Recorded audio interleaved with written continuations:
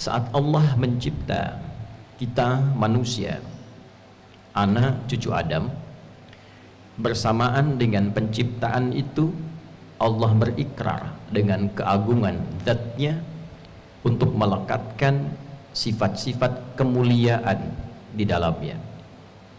Difirmankan itu dengan tegas dalam Al-Quran surah ke-17 Al-Isra di ayat ke-70, saat Allah subhanahu wa ta'ala berfirman, وَلَقَدْ كَرَّمْنَا بَنِي آدَمَ وَحَمَلْنَاهُمْ فِي الْبَرِّ وَالْبَحْرِ وَرَزَقْنَاهُمْ مِنَ الطَّيِّبَاتِ وَفَضَّلْنَاهُمْ عَلَى كَثِيرٍ مِّمَّنْ خَلَقْنَا تَفْضِيلًا وَلَقَدْ كَرَّمْنَا بَنِي آدَمَ.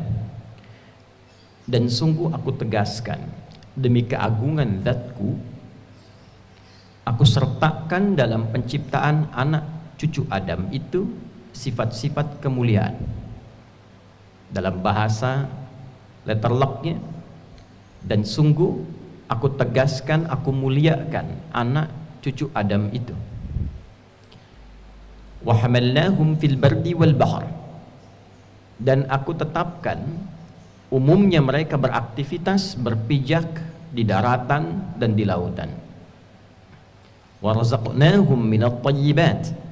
Dan dengan sifat mulia itu, demi keagunganku, aku pilihkan rizki-rizki terbaik yang dapat mereka gunakan untuk beraktivitas kehidupan itu. Wa faddalnahum ala katsirin mimman khalaqna tafdila. Dan dengan kemuliaan itu aku muliakan dan utamakan dari beragam makhluk yang telah tercipta dengan tingkatan-tingkatan keutamaan.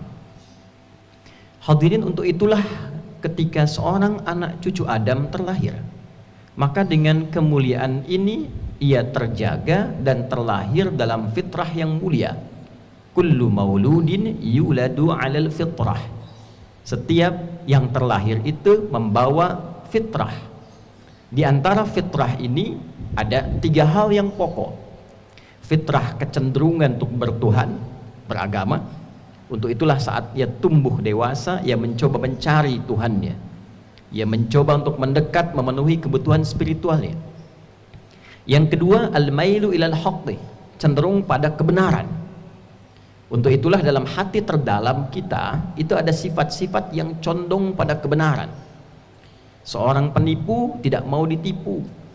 Orang yang berdusta hatinya pasti mengingkari karena ada fitrah dalam dirinya. Dan yang ketiga, ia membawa fitrah kemuliaan yang menyelimuti bagian dari tubuhnya, dari ujung kepala sampai ujung kaki. Itulah yang menjaga kehormatan kita dari lahir sampai kita wafat. Hormat itu bahasa Arab asalnya, seakar dengan kata hurmah. Dari kata ini derivasinya, turunannya ada kata haram. Ada dalam fikih hukum haram. Haram itu seakar dengan kata hurmah. Diturunkan hukum haram itu, filosofinya, hikmahnya untuk menjaga anak cucu Adam itu supaya selalu tampil terhormat. Jadi haram itu asalnya bukan sekedar melarang, tapi mencegah anak cucu Adam agar tidak kehilangan kehormatannya. Mengapa mencuri itu haram? Karena saat seseorang mencuri, kehormatannya itu runtuh di hadapan Allah, hilang di hadapan manusia. Kenapa berzina itu haram? Karena saat seseorang berzina, kehormatannya itu akan hilang. Kenapa dilarang korupsi? Karena saat korupsi dilakukan, kehormatannya hilang. Hilang di hadapan Allah, runtuh di hadapan manusia. Dia kena bully, keluarganya tercela, jalan hidupnya menjadi suram. Karena Allah itu Maha Rahman dan Rahim, punya sifat kasih dan sayang begitu mendalam, maka Allah tidak menginginkan hamba yang lahir mulia ini hidup dalam keadaan tercela dan pulang dalam keadaan nestapa. Itu asal filosofinya.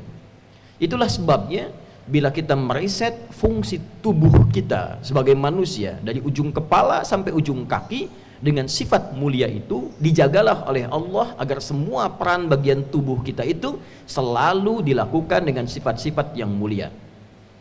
Dari mulai kepala saja berpikir, kita punya ajaran husnudzan. Bukankah itu ada dalam Al-Quran? Bukankah itu ada dalam hadis? Masuk ke mata, dijaga fungsi mata kita bukan sekedar melihat, lihat yang baik-baik. Dilarang suudzon bagi pikiran, dilarang menatap yang tidak baik. Lisan standarnya adalah standar kebaikan. Berkata yang baik, tak mampu diam. Itu bukan kata-kata mutiara. Itu petunjuk Nabi SAW. Man kana yu'minu billahi wal yaumil akhir falyaqul khaira aw liyasmut. Siapa yang masih merasa beriman kepada Allah dan akan dihisab, dievaluasi di hari kiamat, maka di antara yang dievaluasi itu bagian tubuh kita, khususnya lisan. Karena itu kata Nabi, gunakan lisanmu selalu untuk berkata yang baik agar nyaman evaluasinya bila tak mampu diam. Sampai ke ujung kaki. Dari ujung kepala sampai ujung kaki. Nah, itulah diantara implementasi janji Allah untuk menjaga bagian tubuh kita tetap terhormat. Lahir dalam keadaan suci, pulang dalam keadaan baik. Baik dalam konteks menjaga amanah Allah itu disebut dengan hasan. Turunannya hasanah. Sifat dalamnya husnun.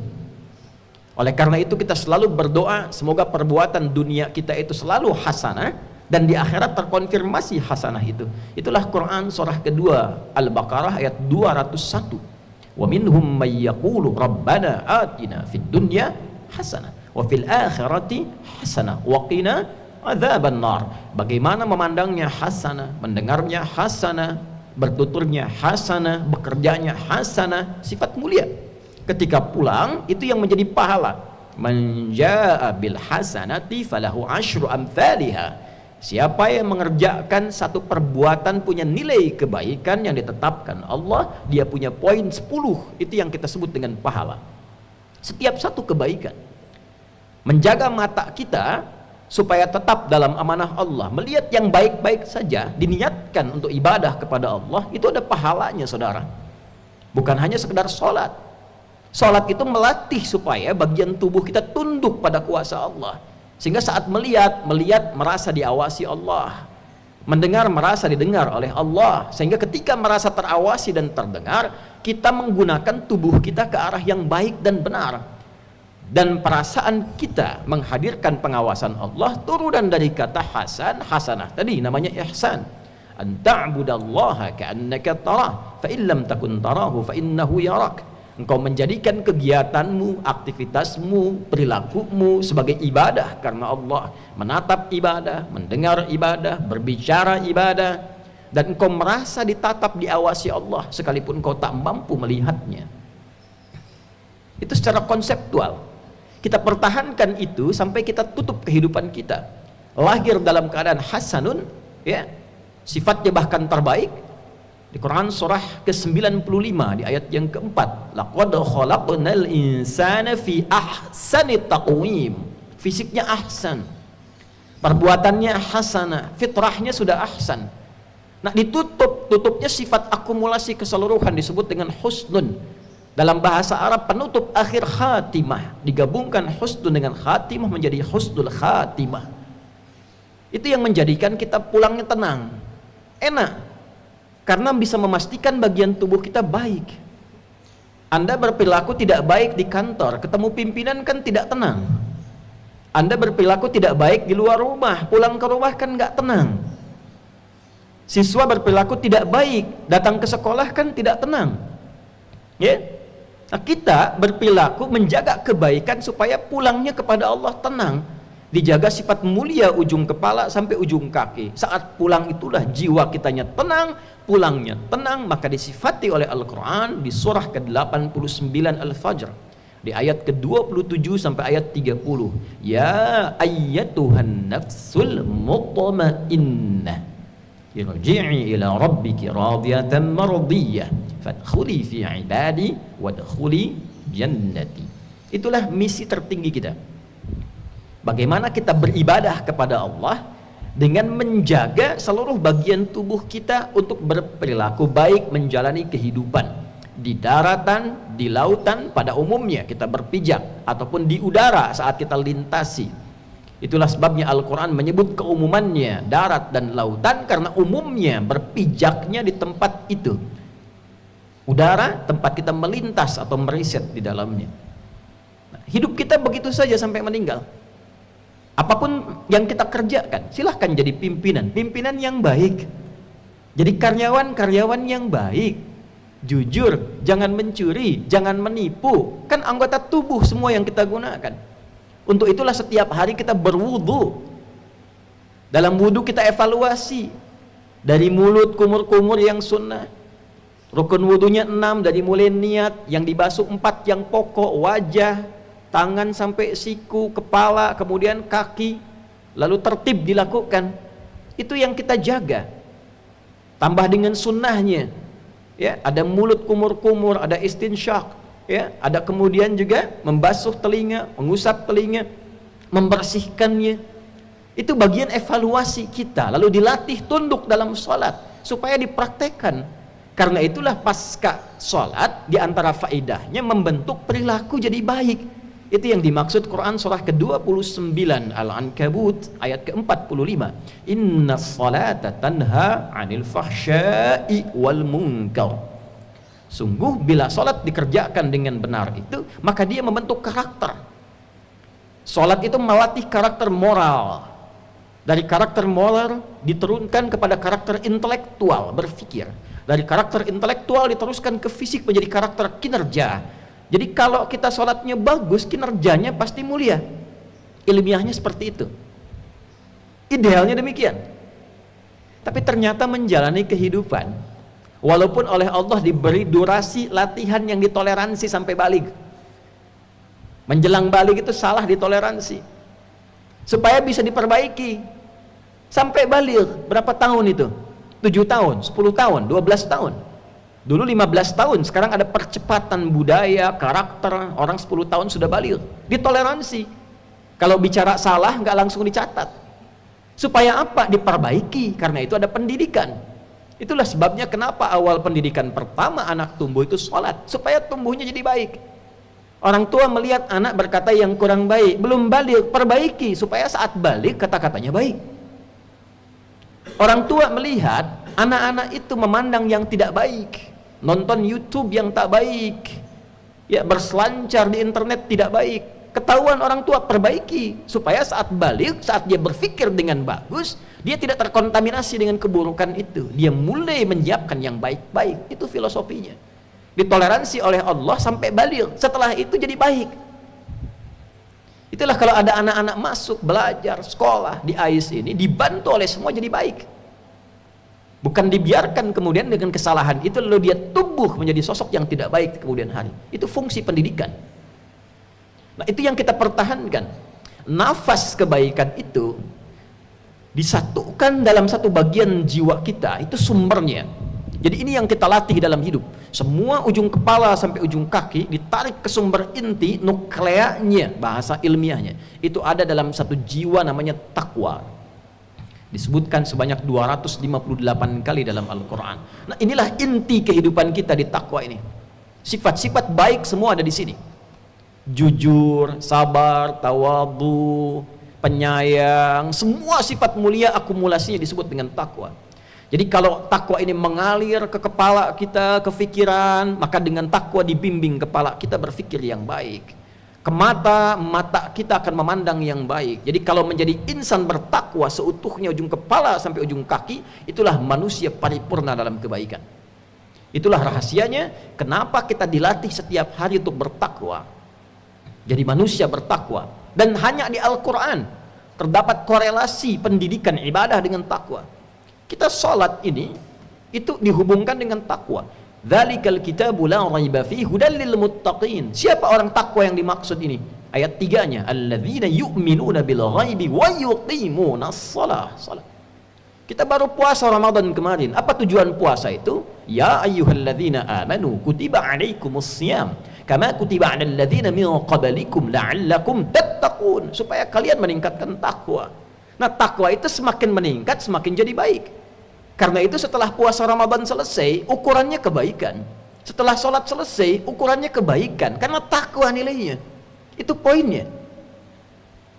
Nah, tidak mudah mempertahankan takwa. dan sifat kemuliaan yang telah Allah lekatkan sebagai potensi itu untuk kita jaga dalam kehidupan. Karena memang ada satu sosok makhluk yang telah berikrar, bahkan sebelum Adam turun ke muka bumi memulai tugasnya, makhluk ini berikrar akan menggoda anak cucu Adam dari depan, dari belakang, kanan, kiri, dan mencoba memastikan sedikit sekali di antara hamba Allah yang bisa mensyukuri nikmat kemuliaan ini. Dalam konteks menjaga sifat-sifat kemuliaan ini, dia goda. Alih-alih mata memandang yang baik, dipalingkan kepada yang tidak baik.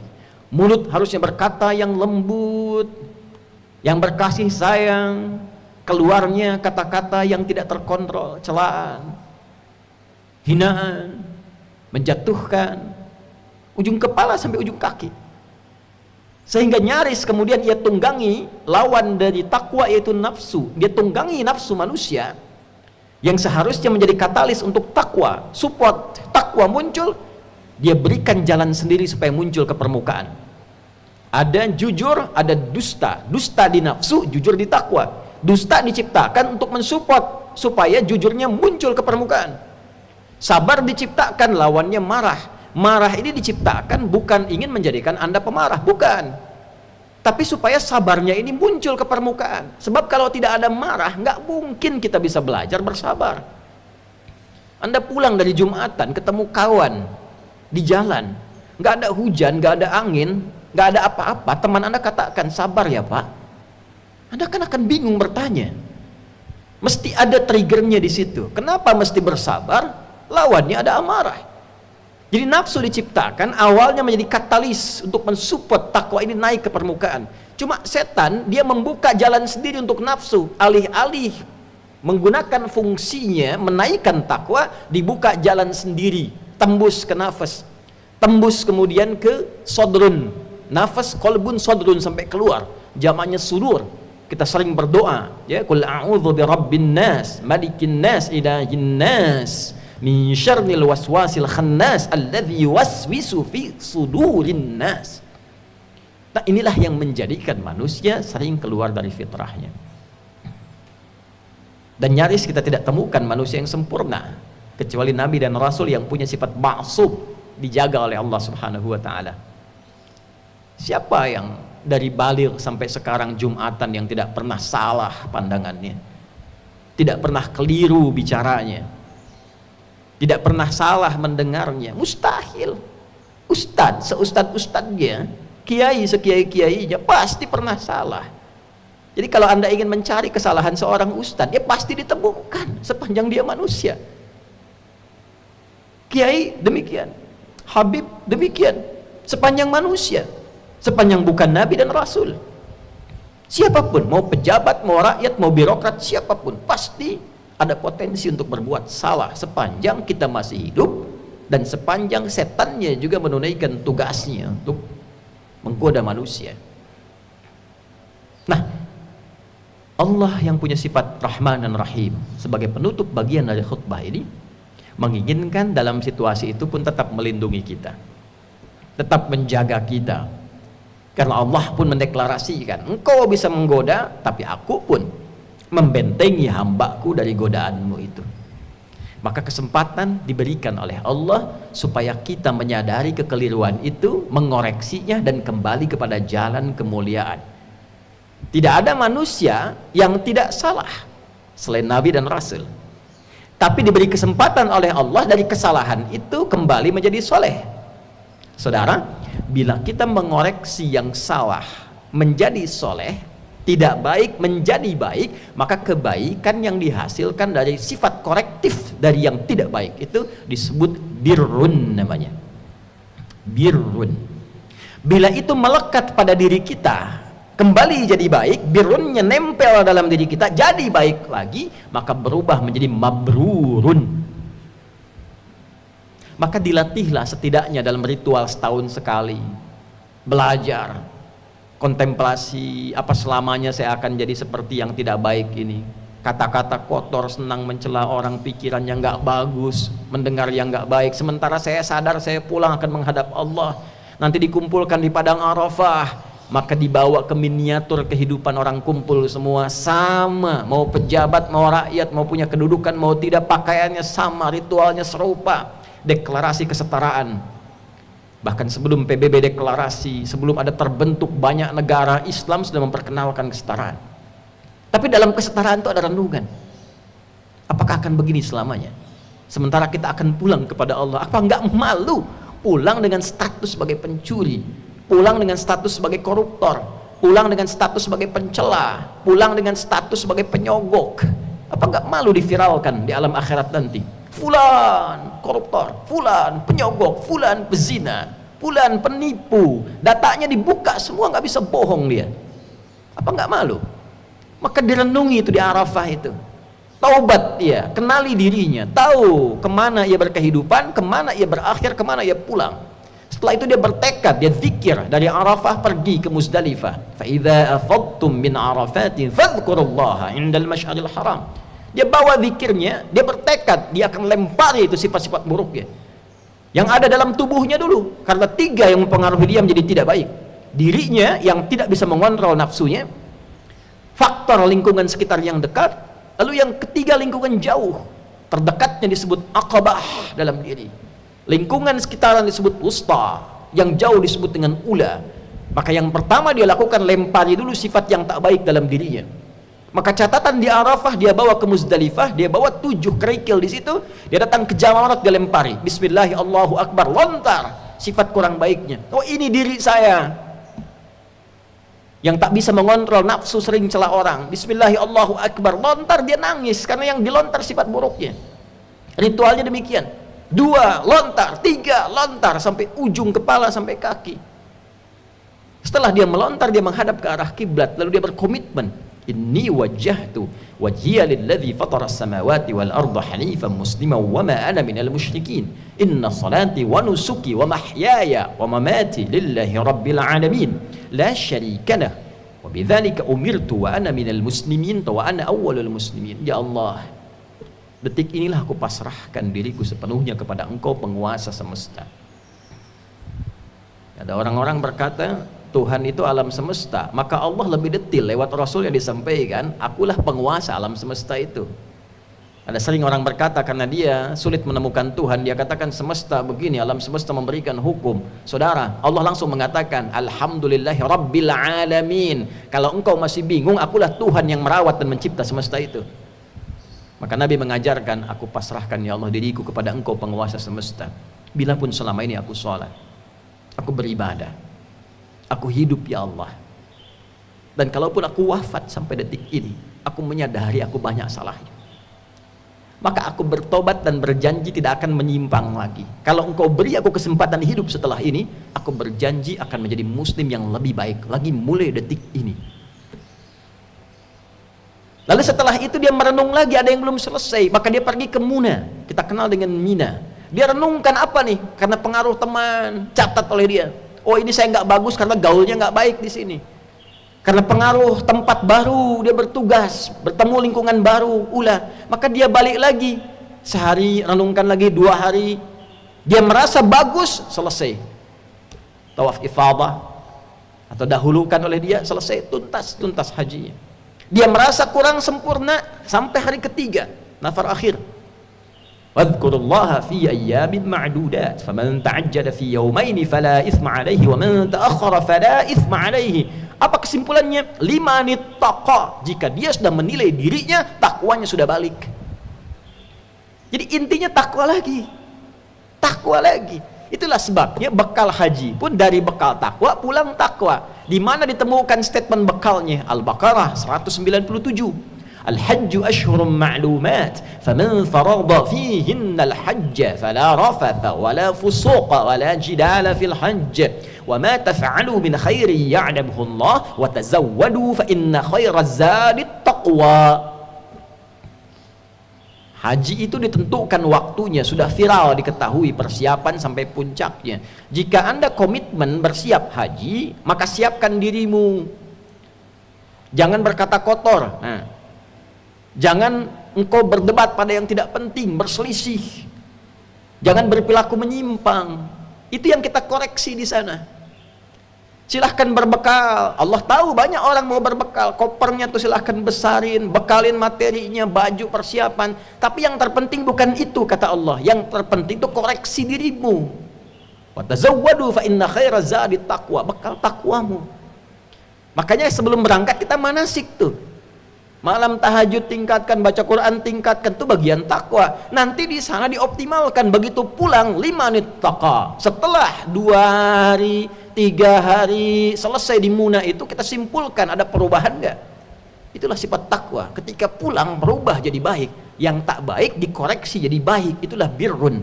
Melekat pada pelakunya mabrurun. Ini yang dimaksud kalimat Nabi al-hajjul mabrur. Haji yang merubah pelakunya menjadi lebih baik dari sebelumnya.